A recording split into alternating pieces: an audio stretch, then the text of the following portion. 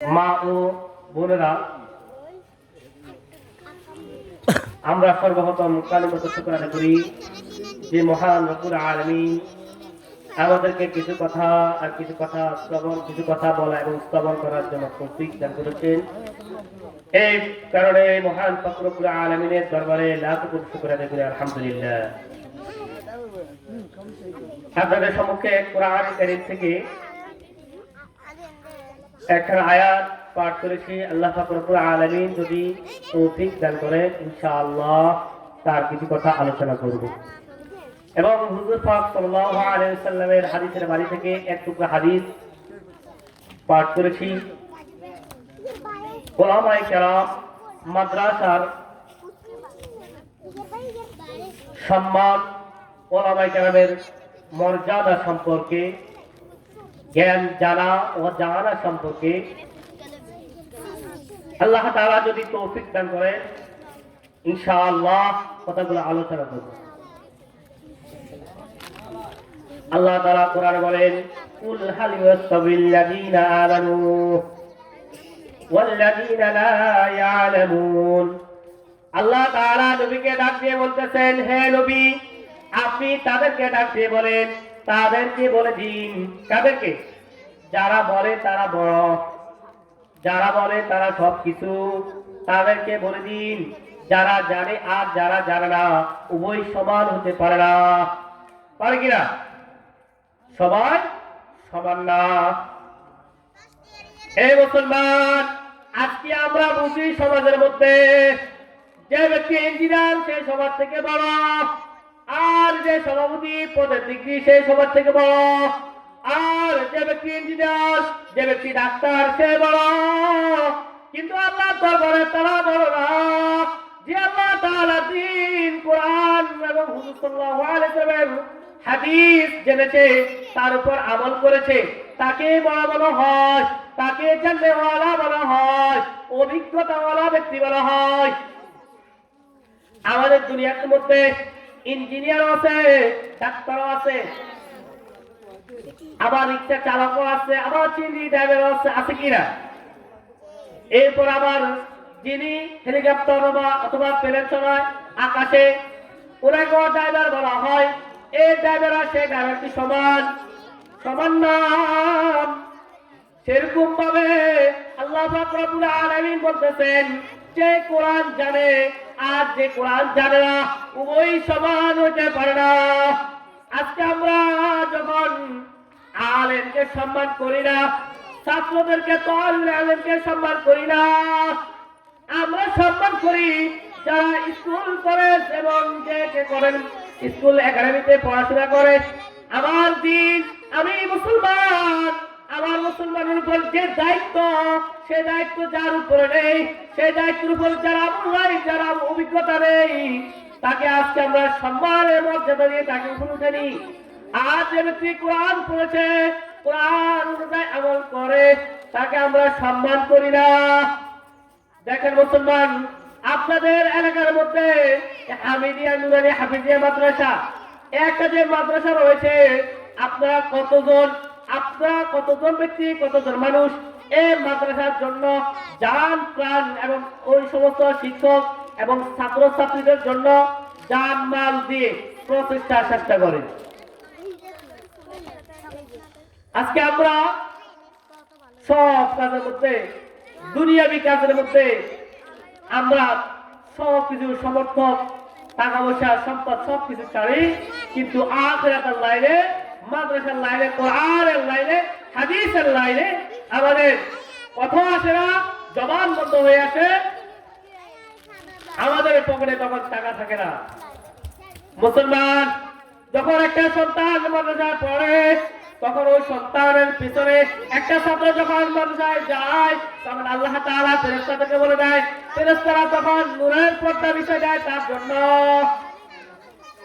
আল্লাহু আকবার। মুসলমান, আজকে আমরা কোরআনের পাখিদেরকে চিনি না, যারা কোরআন অনুযায়ী চলে তাদেরকে মানি না। আমাদের মাদ্রাসার ছাত্রদেরকে আমরা সঠিকভাবে তাদের সাথে ব্যবহার করি না। আজকে আমরা আমাদের সন্তানকে মাদ্রাসা ভর্তি করে না, তার কারণে আজকে আমাদের কিছু মা বাবারা বৃদ্ধাশ্রমে যাওয়া প্রয়োজন হয়, তার কারণে আজকে আমাদের মা বোনেরা লাঞ্ছিত হয়, তার কারণে আজকে আমাদের মা বাবারা ছেলে মেয়ের হাতে লাঞ্ছিত হয়, তাদের কাছে সম্মান পায় না, ইজ্জত পায় না। কেন? তাদের কাছে দিনের বুঝ নেই। আজকে যদি দিনের বুঝ থাকতো, তাহলে মা যদি মারা যায়, বাবা যদি ইন্তেকাল করেন, তখন ওই সন্তানের ভিতরে যদি দিনের বুঝ থাকতো, কোরআনের বুঝ যদি থাকতো, হাদিসের বুঝ যদি থাকতো মুসলমান, তাহলে আজকে তোমার কবরের সামনে গিয়ে তোমার সন্তান কোরআন পাঠ করতো। ওই উসিলায় আল্লাহ তাআলা তোমার কবর আযাব মাফ করে দিতেন। শুধু তাই না মুসলমান, আজকে আমরা যখন বাবা মারা যায়, তখন বাবার জানাজার জন্য হুজুরের কাছে যাই রাত্রে 2টা 3টার দিকে, হুজুর আমার বাবা ইন্তেকাল করেছে, আমার বাবাকে দোয়ার জন্য লোক প্রয়োজন, কোরআন শরীফ খতম করতে হবে, জানাজা পড়াতে হবে, হুজুর আমাদের সাথে আসুন। তখন হুজুরের প্রয়োজন হয়, হুজুরের কথা বুঝানো হয়।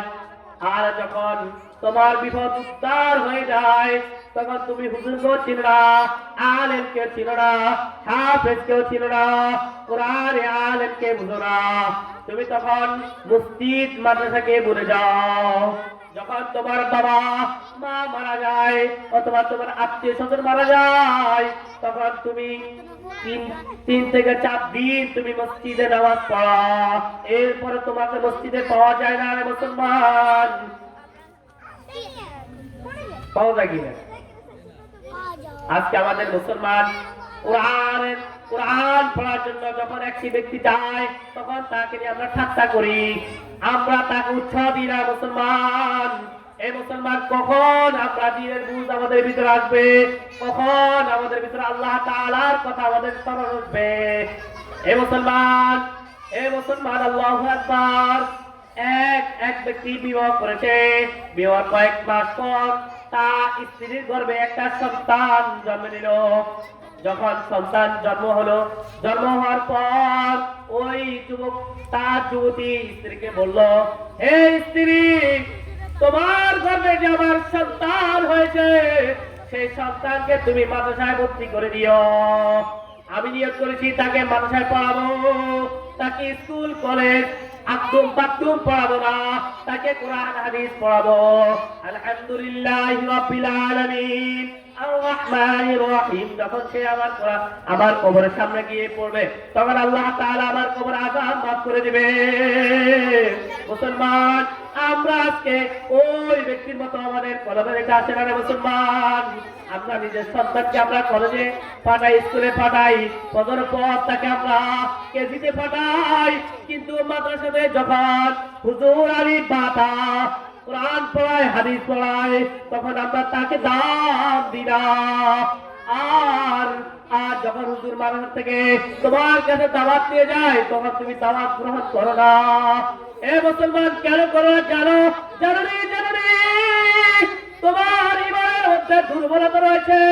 তোমার ইমানের মধ্যে দুর্বলতা রয়েছে, তুমি আজকে যদি তোমার ইমান শক্ত আর মজবুত থাকতো, তাহলে তুমি তোমার সন্তানকে গর্ভে থাকার অবস্থায় নিয়োগ করতে, তোমার সন্তানকে তুমি মাদ্রাসায় পড়াবে, তোমার সন্তানকে তুমি হাফেজ বানাবে, তোমার সন্তানকে তুমি কোরআনে আলেম বানাবে।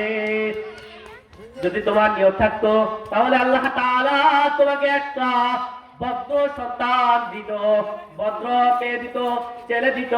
কিন্তু তোমার নিয়ত খালেস নাই, তোমার নিয়ত ভালো নাই, তাই আজকে তোমার ছেলে তোমাকে বৃদ্ধাশ্রমে পাঠায়।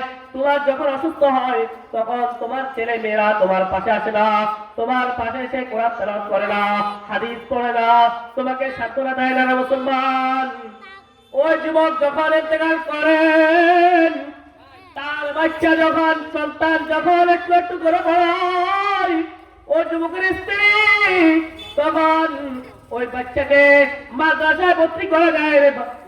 ভর্তি করানোর পর ওই বাচ্চাকে বলে, মা, এ বাবা, তুমি যখন মাদ্রাসায় যাবে, মাদ্রাসায় যাওয়ার পর আসার সময় তোমাকে যখন তোমার উস্তাদ তোমাকে আলিফ পড়াবে, তখন তুমি তোমার বাবার কবরের সামনে গিয়ে বলবে, আলিফ। যখন মা পড়বে তুমি বলবে মা। এভাবে যখন বিসমিল্লাহির রহমানির রহিম মাদ্রাসাটাকে পড়ানো হয়েছে, সেই বিসমিল্লাহ পড়ে তার মা বাবার কবরের সামনে গিয়ে বলেছে বিসমিল্লাহির রহমানির রহিম, আল্লাহু আকবার। দেখেন, একটা বাবার নিয়ত, একটা মায়ের নিয়ত, গর্ভে থাকার অবস্থা তারা নিয়ত করছে তার সন্তানকে মাদ্রাসা ভর্তি করবে, দ্বীনের পথে চালাবে, আখিরাত কামাবে। আল্লাহু আকবার।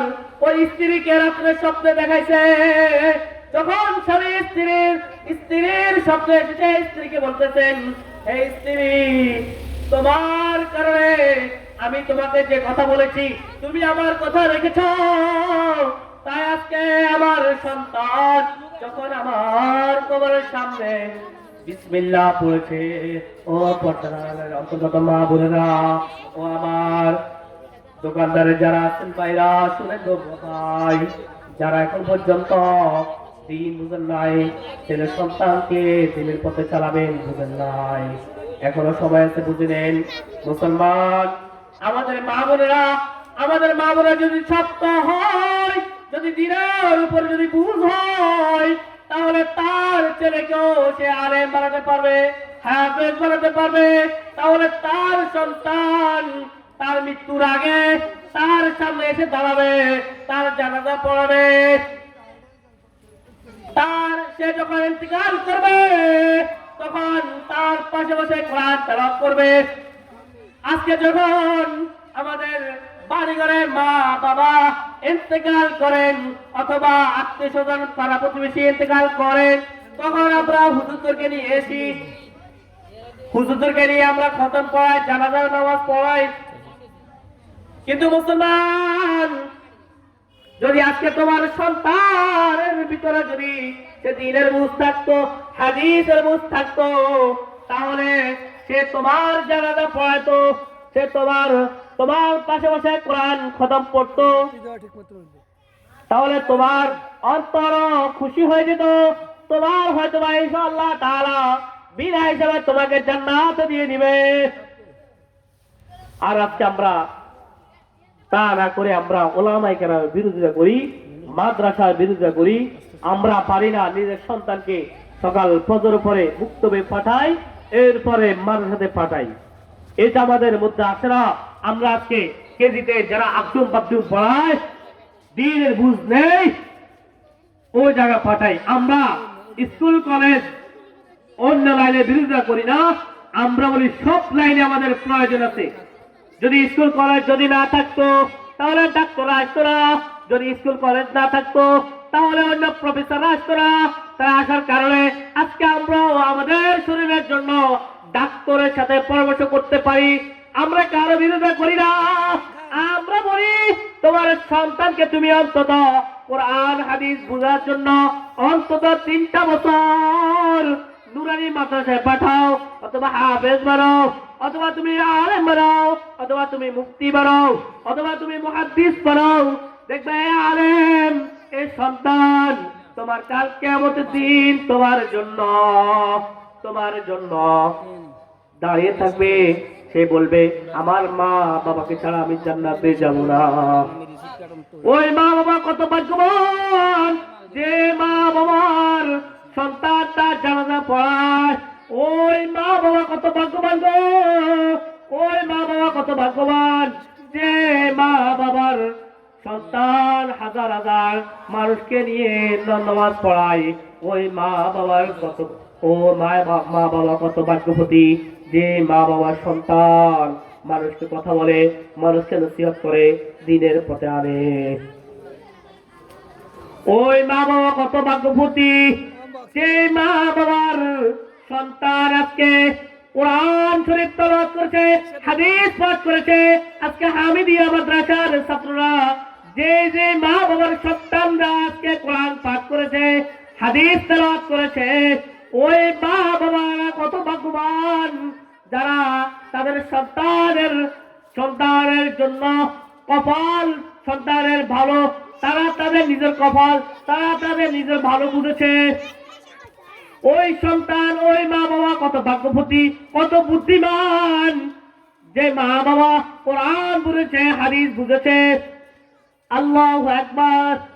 যখন স্বামী এসে স্ত্রীকে বলল, স্ত্রী, ও আমার প্রিয়তমা, তোমার কারণে আজকে আমার সন্তান যখন মাদ্রাসা থেকে আসার পথে বিসমিল্লাহির রহমানির রহিম পাঠ করেছে, আল্লাহ তাআলা আমার জীবনের ইচ্ছা অনিচ্ছা সমস্ত গুনাহটা মাফ করে দিয়েছে।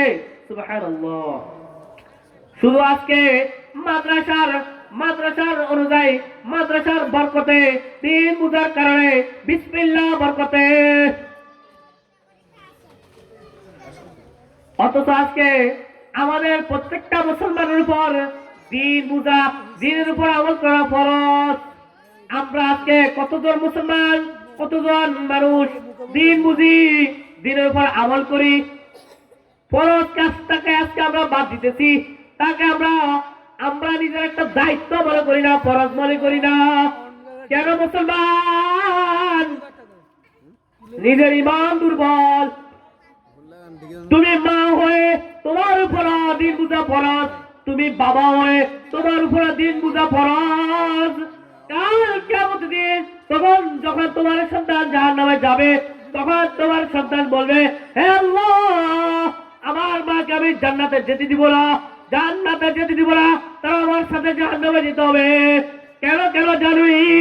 তোমার সন্তান বলবে, আল্লাহ, আমি তো জানি না ছোটকাল থেকে মাদ্রাসা ভালো না স্কুল ভালো না কেজি ভালো, আমার মাই তো আমাকে কেজিতে পাঠাইছে, একদম বাগদুম তাদের সিং দুটি, এইটা পড়ার জন্য আমার মা আমাকে পাঠিয়েছেন কেজি স্কুলে। তখন আল্লাহ তাআলা ওই শিশু বাচ্চা, ওই সন্তানের কথা শুনে তোমাকে জাহান্নামে দিবে। আল্লাহ। ও ব্যক্তি স্বপ্নে দেখাইছে যে স্ত্রী, হ্যাঁ প্রিয়তমা, আজকে আল্লাহ তাআলা আমার সমস্ত গুনাহটা মাফ করে দিয়েছেন। আমার সন্তান যখন আমার কবরের পাশে গিয়ে বিসমিল্লাহির রহমানির রহিম পাঠ করেছে, আল্লাহু আকবার।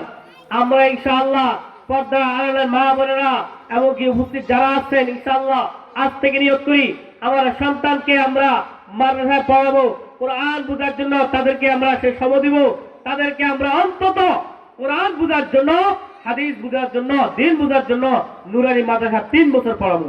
পারবেন কিনা ইনশাআল্লাহ? এখান থেকে নিয়ত করেন।